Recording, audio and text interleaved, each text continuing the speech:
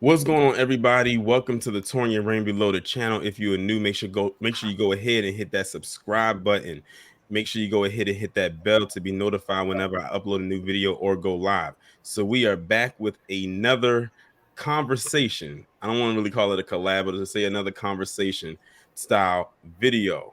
And this person right here, you may or may not be familiar with. Some of you who are in the new black media may be familiar with who this person is.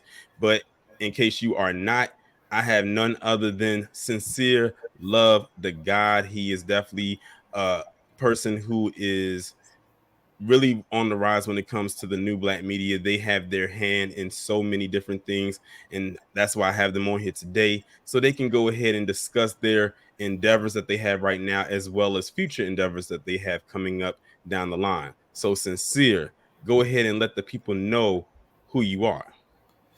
Well, peace, man. Peace, man. Thank you for having me on, man. Definitely honored to be on your platform. You know, been tapped in with you for a while now, checking you out, man. I appreciate everything that you do in the space. And again, happy to be here. But for those that don't know, again, my name is Sincere Love the God. I am founder of Godcast Enterprises, along with my two co-founders, Nicety Girl and Crown 808.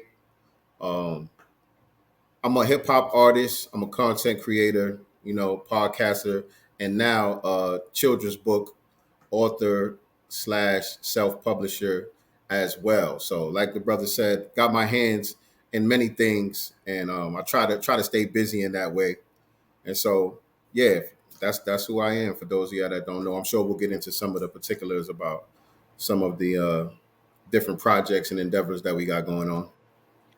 Cool. Well, that's good. A great, nice, introduction, so people will be more familiar with who you are.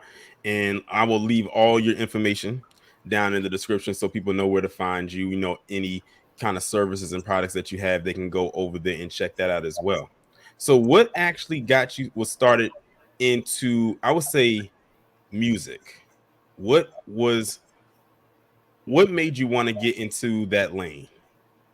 Well, that's just part of who I am. Music is just a part of, my existence, since a child. You know what I'm saying? I think I wrote my first rhyme when I was like 10 years old. You know what I'm saying? I was already into the music prior to that.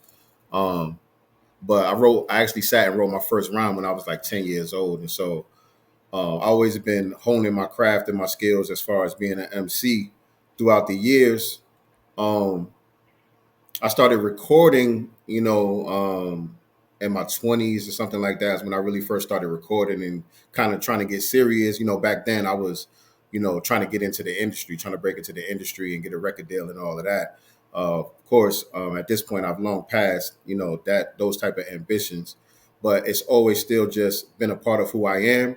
And so, when I go periods of time without writing, I don't feel like myself. So it's just something that I just have to do. You know what I'm saying? In order to be my complete self. It's therapy for me. It's part of my teaching methods, and also a way for me to just tell my story and express my points of view on different things the way I see it in life. Cool. And it's very interesting that that you started out in music and then you made the transition into being an author, and doing children's books. That's a very interesting leap. What would you say like made you make that transition? Was that a hard transition or was it relatively easy? To be honest, that really just came out of nowhere, kind of recently. As far as being a children's author in particular, I had a couple of books that I started and never finished. Prior to number one, I had a novel that I started writing, like during the pandemic. I just never got around to completing it, but I will complete that. I was just talking about it last night on my platform. It coincides with one of the songs that we have on our new project. But another book that I'm in the middle of writing is a book that's based on my son Seven. So my son Seven, since he was born, he's been an advanced learner. He started reading when he was like 1 years old. Doing like second, third grade math before he was even in kindergarten and stuff like that. He's been very advanced, and people always been impressed by my son. Like, oh, your son, he's such a genius. How do you guys teach them, how do you get them to pay attention and stuff like that. And so I started writing a book teaching other parents how to get their children advanced and just basically explaining what we did. You know what I'm saying? Me and his mother and I basically explaining, the methods that we used and the tools that we use and stuff like that. Started to go into that book. But once we started doing Sincere Love the Godcast, which is my podcast, with myself and Nicety Girl, one of the moderators, my sister Crown 808, she kind of gave us the spark to this whole children's book series the journey that we're on now. You know what I mean? We just were doing the podcast and chopping it up about different things.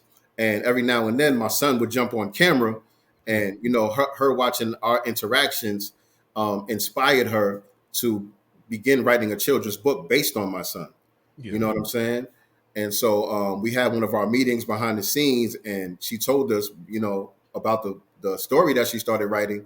And we all just thought it was a brilliant idea, you know what I mean? And we all got behind it and said that we need to make this happen. You know what I'm saying? And so it was just a blessing to have somebody like that on my team who just became a part of Sincere Love the Godcast organically. And then she just brought her natural skills and talents to the table and gave us that spark to actually do this children's book series, which the first volume is available now. It's called Seven's Big Move. The series is called Seven and Super Hey Roo. It's going to be a 7-volume series. And so volume 1 is actually available now. You guys can go to our website. I know you said you're going to put it in the in the description, but the website is www. What's our website, son? www.godcastbooks.com. Godcastbooks.com. I had a brain fart just now. I would have you come on camera, but you're in your underwear, so don't come over here. But that's him right there, my little the young God. And so he just inspired us all, you know what I mean, to get together and do this thing. And so, like I said, it wasn't anything that I was planning on doing. It wasn't even like that. It was just an organic thing based on us becoming a team and a unit and everybody bringing their talents and skills to the table. Cool. And I think it's dope that, you use the number 7. Because, I'm not really like into numerology like that, but I do know what 7 means, the number of completion. And I've always liked that about that number 7. It's not even my favorite number, because my favorite number is 4. But I've always liked, how that number pretty much was like, it's almost like the capstone of everything. So I think that's very dope. But I wanted to talk about the the podcast that you have, with Nicety, and shout out to her too, as well. I'm familiar with her as well, and shout out to y'all for having me be a moderator over there. Oh yeah, for sure. on your channel. Tell the people a little bit more about the podcast, like what's discussed on the podcast. So the podcast, from the beginning, it was just me by myself. And I would just come on. I didn't have like a regular schedule or nothing. Just whenever I was inspired to talk about a subject, something that was trending, whether in the news or on social media or whatever, I would just hop on and talk about it, just give my take on whatever was going on. And it wasn't really organized. I felt kind of awkward being on screen by myself. And, I felt like I was talking to myself. I ain't like I had a bunch of viewers or nothing. It'd be 1 or 2 people that pop in and out. And so it just felt kind of awkward to me. And so I fell back for a little while and I was like, I need a co-host. Because prior to starting Sincere Love the Godcast, me and my producer, DJ RP Beats, and another sister, we had tried our hand at a podcast. And I started looking back at some of those episodes, and I noticed when I had people to bounce off of, I was more, you know what I'm saying? I was more sharp, I felt like. Yeah. And so I'm like, you know what? I think I need a sister to help balance out this energy. You know what I'm saying? And so I went on the hunt looking for a sister who would complement what I do and be a good co-host for me. And I came across Nicety Girl. You know what I'm saying? She was just posting stuff on Instagram that I felt like she always had her finger on the pulse of things. You know what I'm saying? I'm a content creator as well. And so I found myself reposting a lot of stuff that she was posting. Yeah. Like a lot of breaking news. She was like the first page I would see it on. You know what I'm saying? And so I hit her up and she was a little bit hesitant. But I'm like, ain't no pressure, nothing. Let's just try it out, see if we have any chemistry. And if we don't, then we don't. You know what I'm saying? If we do, then we got something. And everything worked out. We almost 2 years in now. And so some of the things that we do on Sundays, We cover current events and talk about other important topics that we feel are relevant to Black society. We also have a series called the Black Business Showcase, where we bring on business owners and entrepreneurs, and we get game from them and chop it up with them about their story.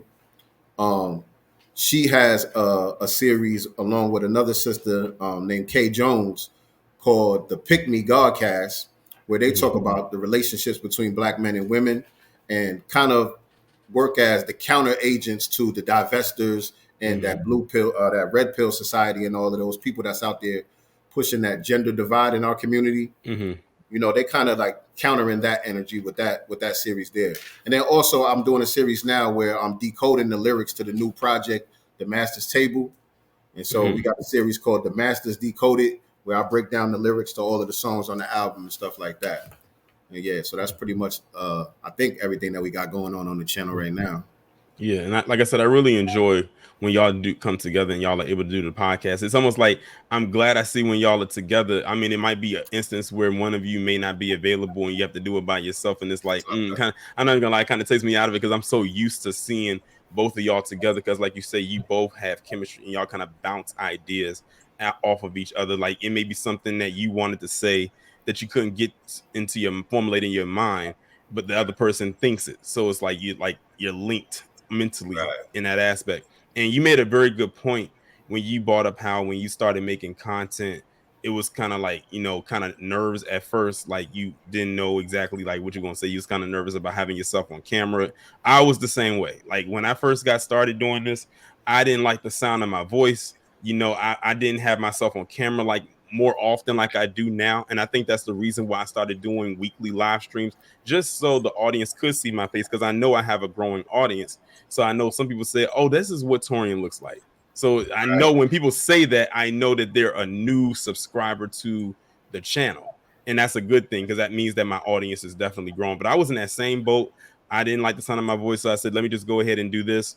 But I eventually got used to it to the point where now I've had people say that they recognize me just by hearing me talk, even if they had never seen my face before. That actually did like actually happen, you know, in my personal life. So I think that's always just a great thing. Yeah, that happened to me with a few people, not in that way, but the reverse. Like I recognized someone's voice from YouTube. Our sister Zizi, actually, when I ran into her at the FBA conference in Atlanta, I didn't even see her. I just heard her talking, and I'm like, wait, that's the twin. I ain't know her name or nothing. I'm like, wait, that's the twin, just from hearing her voice. So I know what you're talking about. Yeah, and that's how it was for me when we had the rally for reparations back in November. It was just so amazing how when I walked up there, because I got there pretty early, they were still setting up, but it was already some people there. And it was just amazing that before I even got to the platform where the rally was at, people was like saying my name from a distance, you know, almost like how, you know, you go to a, you know, like a family reunion or something like that, you ain't seen anybody in a long time. You know how we can be. I always say when it comes to stuff like that, Black people, we can be such extracurricular activities. But yeah, that was just, you know, amazing. And I think it's because they're so used to seeing me all the time, and I see them, but I usually just see a name or an icon right there, and it may not be them in the icon. It may have no picture there or just some other picture there, but just the name. So to see them there, and then they'll come up and they came up to me and said, you know, I'm so and so, I've been subscribed to your channel. That was such a like humble moment for me. Like it literally, I'm not even gonna lie, in my mind, in my mental, I'm like, this is crazy. I never thought it would ever be or come to a day when something like this would actually happen. I can imagine. Imagine. And speaking of events, and this is actually something that you and Nice T was talking about on your podcast. As we all know, the Foundational Black American Expo is coming up next week. You know, it's going to be in Dallas, you know, on Saturday, May 27th, you know, Memorial Day weekend. And it's going to be a very good turnout. And I know that you and Nice T are definitely going to be there, and y'all are going to be, you know, aren't y'all going to be vendors? Yeah, we're vending at the event. We excited. We looking forward to this event. So yeah, we're going to be there. The Godcast team. We're going to have the books there, of course. We're going to have some physical copies of the new album there. We're going to have some of our merch. We got the We got the children's book merch also. The Seven the Super Hey character on the t-shirts for the kids. Nice. You know what I mean? And we also have the t-shirts for the excuse me, for the album as well. You know what I mean? So a couple other knickknacks and giveaways and stuff we'll have at our table too. So people definitely make sure y'all stop by our table and at least come, meet Seven. He'll be there signing books and stuff like that. Come take some pictures with us. Get a book, get the music, get some merch, stuff like that.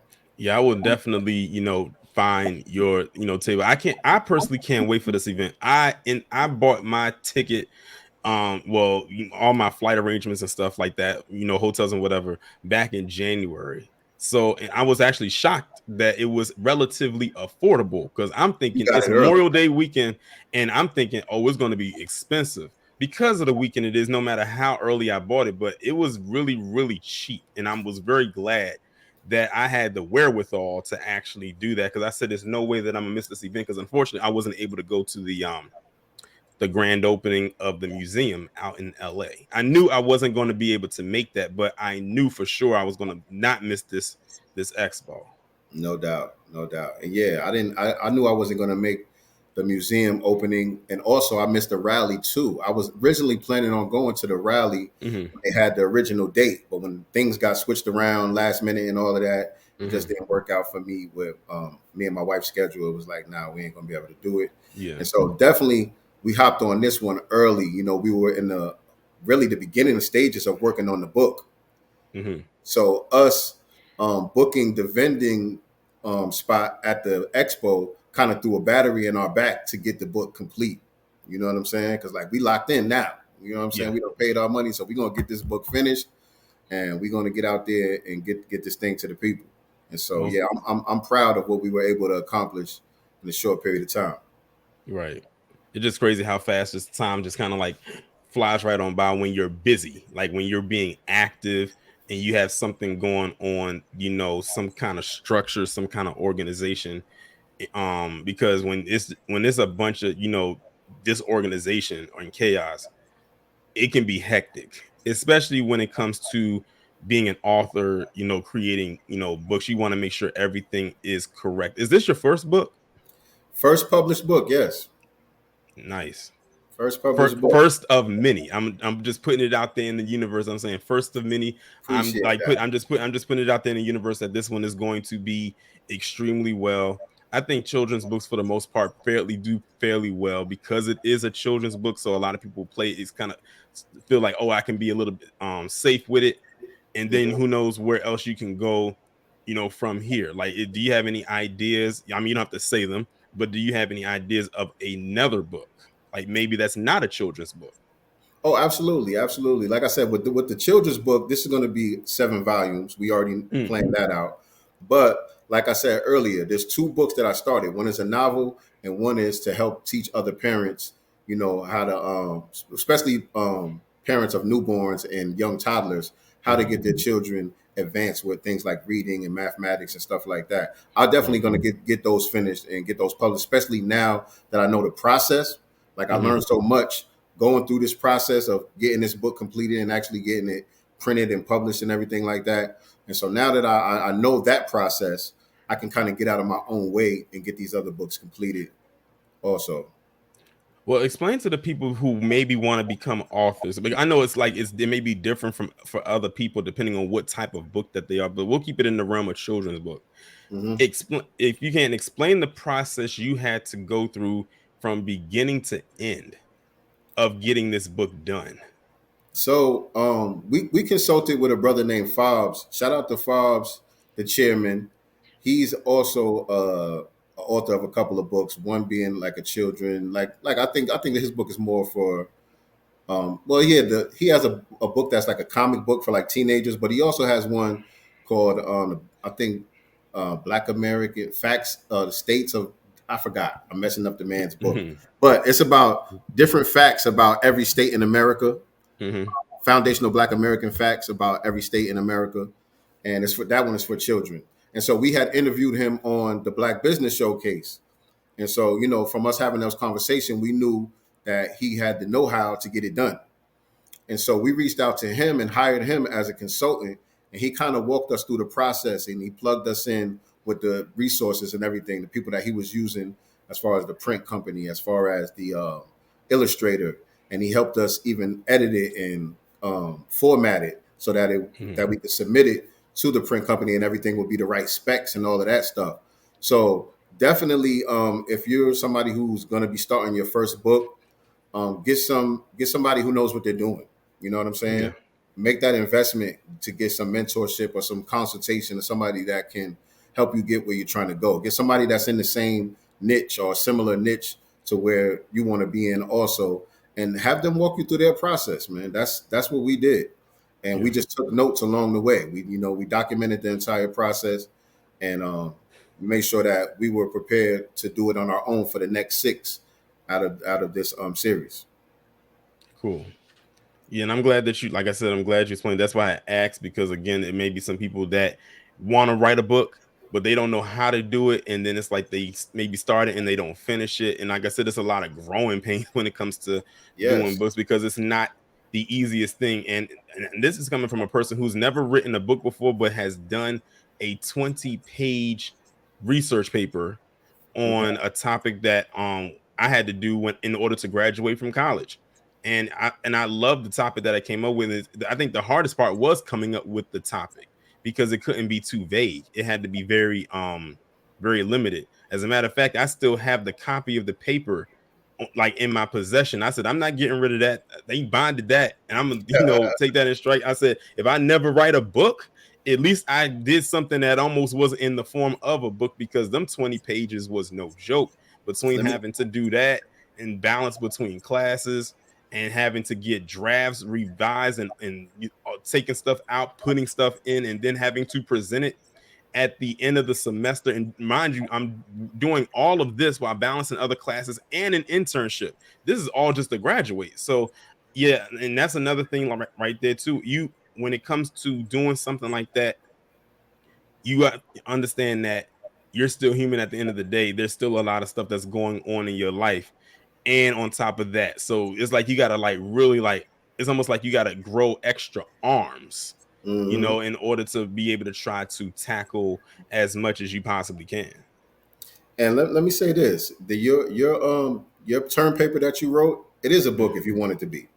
You know what I'm saying? I definitely consider it a book, because it had a whole table of contents and everything. Like, so I really do consider it a book. I'm just saying, if that was something that you wanted to bring to market, you can go ahead and get that thing published and become an author with that. But in addition to that, I want to say, as far as writing books now, it is a little bit easier than it used to be, because, like you said, at the end of the day, we are humans, but now we have access to technology. You know what I'm saying? And so a lot of people, the AI is the new thing, and you could go that route. You know what I'm saying? You can have AI assist you. You know what I mean? But even like what we're doing right now, just recording this video, can be transcribed and annotated into a book. You know what I'm saying? So for people who don't have the discipline to sit down and actually write, you could just record yourself, just speaking, say what you want to say, talk about what you want to talk about in the book. And then you can go to something like Fiverr or something like that and hire somebody who can type that thing up for you, format it the way you want to format it. You know what I'm saying? Make sure it sounds like you, put it in your language, and you got a book. You know what I'm saying? So there's easier ways to get it done now. Yeah, it's crazy you say that, because when I post like some of my like reels up on Instagram, like someone had introduced me to a format that is through AI that literally will take a video that I did that could be like, say, 20 minutes long, and condense it down to a minute. And then like it'll find a key part of that video, and then it'll put captions in there. So it's just, I said, that's crazy. And not only that, they'll come up with a whole new title and a whole description for me. So it's just crazy. And I literally had to lean back in my chair with how accurate they were of breaking down just that portion of a 20-minute video and rating it, giving it a title and a description, and saying why this is important, why we rated it the way that we did. So I said, that's just crazy of the direction, when, like how you said, with AI is going, because when I did that paper, this was back in 2010. So you're talking, so you're talking 13 years ago, like that, when I did that. And when I had, like I said, when I had to do AI, what was that? We wasn't talking really about AI. I mean, it might have come up in conversations, but it wasn't where it is now and going to head to in the future. As a matter of fact, I even tell you what my paper was about, because I actually had fun doing this paper. I can't remember the title, but it had to deal with video games and music, because it was at a time when there was a lot of video games were out where they were incorporating music in there somehow, some way. As a matter of fact, it was around the time that they had came out with that Michael Jackson Experience game that was on the Wii. And that game actually is what inspired me to do that paper. And then I kept thinking about, there were other video games that came out in the past that had music be the base of that game. Of that game. Of course, if you went to any arcade back in the day, you always saw Dance Dance Revolution. That was like one of the most popular games that you saw inside of an arcade at the time. So when I incorporated all of that, and I had to basically turn that topic into a history, almost like a history lesson. So I basically had to talk about the history of video games and the history of music, and then how they came together and combined and made like a whole new revolutionary type of game for people, and the effects that it had for people and the benefits that it did, because some of them had health benefits. So I had to like really do a lot of research to do that paper, and then had to go over it, create note cards, and then present it in front of my professors, where it was a panel of like 4 or 5 people, including some of the people that was in my class. So it was like a whole big deal. What was your grade? Yeah, I got a 92. Oh, you got 92. That's what I'm talking about. I got a 92, and I praise that to this day. Like I said, they got it binded. They had put it like they binded it, so when you look at it, it really like looks like, you know, a book. The only thing I really hated though is that because of time, I wasn't able to present the video that I had to go along with it. The video was me when I downloaded a bunch of trailers to video games that had music in it, and I was gonna have it play while I presented, but unfortunately because of time I wasn't able to do it, and I was upset about that. But I kind of felt a little bit better because of the grade that I did get on it, and because of that I knew that I was going to graduate. And so you still talk about games a little bit, don't you? I know you talk about like comics and stuff like that, but do you still talk about games? Not really, not like that. I'm not like a gamer or anything like that. As a matter of fact, I can't even remember the last console that I bought. That I own. Like, you know, like when people be asking me to like play video games, I said the most that it is for me is I'll go online like YouTube and watch the game play. You know, like I watch people like, you know, play the game, all the way through, and I actually find that kind of therapeutic. Like, you know, of that. The only way that I wouldn't watch that is if there was a game I really, really wanted to play, then I wouldn't watch it, just so I wouldn't get spoiled by anything. Got you. Yeah. Man, because I was going to say, you know, if that was something that you still would touch on, that could be incorporated. Like we listening to you tell that story about how you weren't able to present the videos and all of that. Mm-hmm. Like if it was to be transcribed into an ebook, you could have links to all of that stuff. You know what I mean? Most definitely. Yeah. The thing is, I don't even know if that's the other thing. I don't even know if I still even have and that's the thing. It was on a whole disc. So yeah, so I don't even know. Like I don't even know if I even still have that. I don't know if it was on a disc or a USB. It was on something. But you gotta think, this is in 2010 when I presented this. So, you know, technology, of course, has definitely far advanced since then in just a short amount of time. But either way, it was still a fun time to present that paper. As a matter of fact, we had to dress up for that. Like we had to dress like, you know, like business, you know, attire. I literally, after I had finished that presentation, I walked around that campus for the rest of the day and then go back to my room in that suit. Like literally the whole day. I didn't go back to my room and change. Everyone else did, but I felt proud in that moment that I didn't feel like changing. I didn't feel like changing. They was like, why you still got your suit? And I said, listen, if you knew what I went through to present this all this preparation, I said I'm wearing this suit for the rest of the day, especially since I didn't really wear suits like that anyway. So you know, it is what it is. I don't even think I have that suit anymore. Clearly, I mean, At that time, I was a way different size, than I am now. Yeah. But yeah, I felt real good, in that moment on that day when I did that presentation.